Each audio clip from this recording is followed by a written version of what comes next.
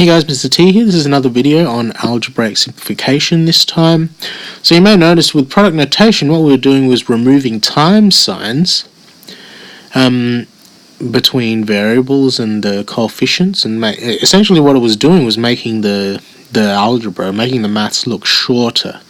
So this process of rewriting expressions and equations in a shorter form using product notation, and by a new thing we're going to learn in this video called collecting like terms, this whole process is called algebraic simplification. It's shortening things, okay? So it's simplifying it. Why do we do that? It's done to make the expressions and equations easier to work with. It's going to be easier to work with something that's shorter, smaller, easier, quicker to write. So the next part we have to learn about, part of this simplification, is collecting like terms. That's one of the other aspects of algebraic simplification. We've already learned about product notation. Now we need to take the next step and collect like terms. So before we can collect like terms, we need to know what like terms are. Like terms are terms that have the same pronumeral, so the same variable in those terms, that are to the same power as well. So for example, 2x and 3x are like terms. Why? They contain x, and that x is to the power of 1. You just don't write the power of 1, so it's x and x. No squared, no cubed, no nothing. They're both just x. So 2x and 3x are like terms. However, in this example here, 3x plus 2x squared take 5x. Only 3x and negative 5x are like terms. Why is that? Because 2x squared has x to the power of 2x squared. That's not alike to these x's here because they're only to the power of 1. So 3x and 5x are like. Collecting like terms, what's that meant by? So we just identified what like terms are. Now we need to be able to collect them to simplify an algebra properly. Once you've identified like terms in expression, they can be collected according to the plus and minus signs in front of them. So all you do is you're essentially adding the like terms together, but you have to follow the positive or negative signs in front of them. So in that same example again, 3x, it's actually positive 3x, we just don't write the plus there, is 3x positive 2x squared, so you're adding 2x squared to that. Negative 5x, so you're taking away 5x from all of that. To collect them, once we've identified the like terms, so we identified that 3x and negative 5x were like, they can be collected according to the plus and minus signs in front of them. So I've got positive 3x and 5x, negative 5x, sorry, are both like terms.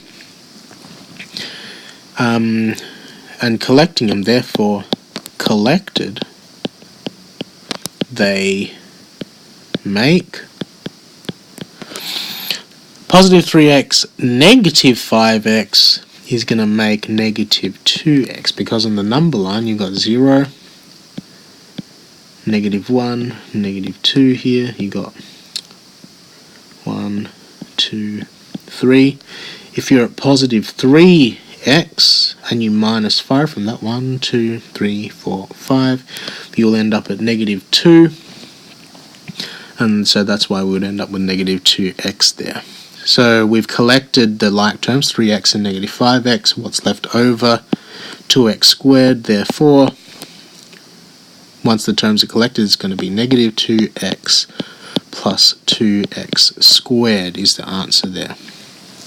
So that would be this expression simplified by collecting like terms. Next, we've got the idea of simplifying multiplication. As before, if a multiplication occurs between a numeral and a variable, you leave the multiplication sign out. If a multiplication occurs between numbers or numerals, you work out the answer.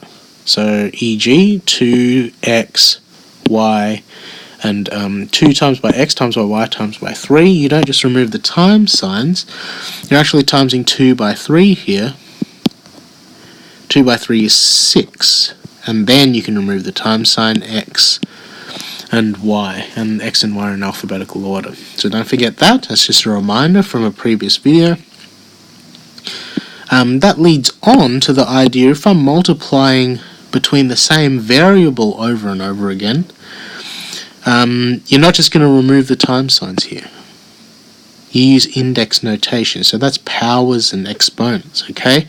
And the power exponent indicates how many times the variable is multiplied with itself. So a times a times a times a is a multiplied by itself 4 times, so it's a to the power of 4. You don't write it as a.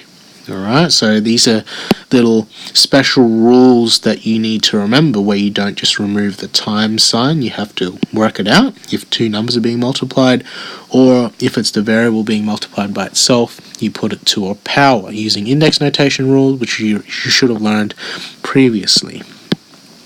The last thing, which is a little bit advanced, it's for the more advanced guys, simplifying division or fraction. So just like you've done with normal fractions before, they can be simplified and written in lowest terms by removing the highest common factor of the top and the bottom line, which we call the numerator and denominator.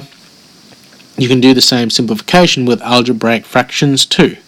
All you need to do is find the highest common factor of both the numerator and denominator, then divide both those numbers by this highest common factor. This will leave the fraction in lowest terms. So what do we have here? That's a lot of words there to describe something quite simple. I'm going to write this long ways again. What have we been doing in algebra? We've been removing times signs. So 3xy is actually 3 times by x times by y. And y squared is equal to y times by y. What's the highest common factor here?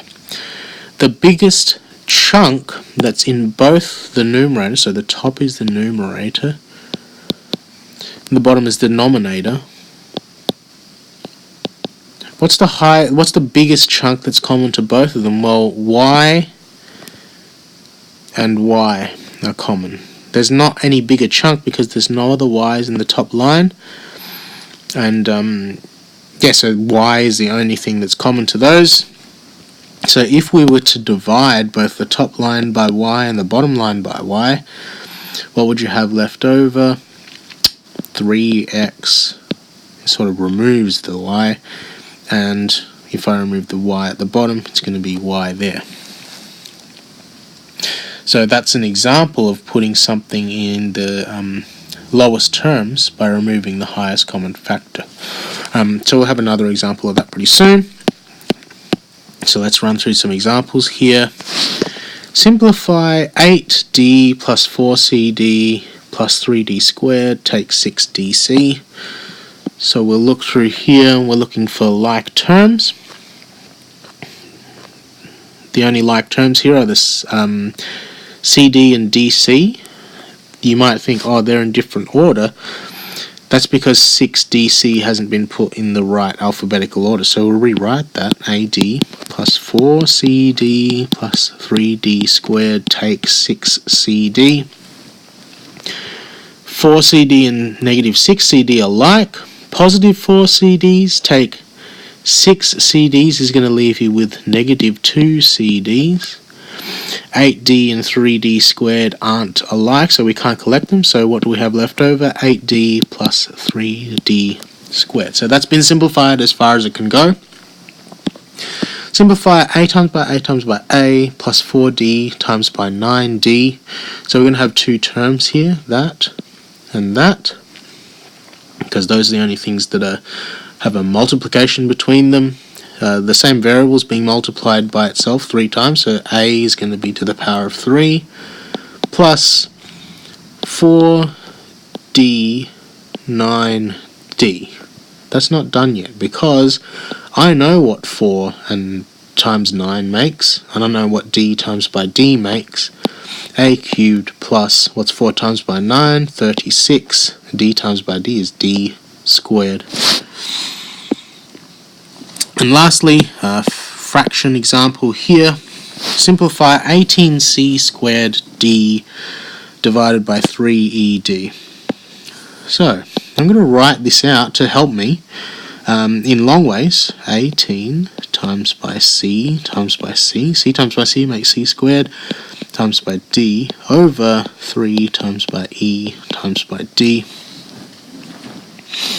And what you have to notice here is 3 actually goes into 18 6 times. So I can write 18 out long ways as well.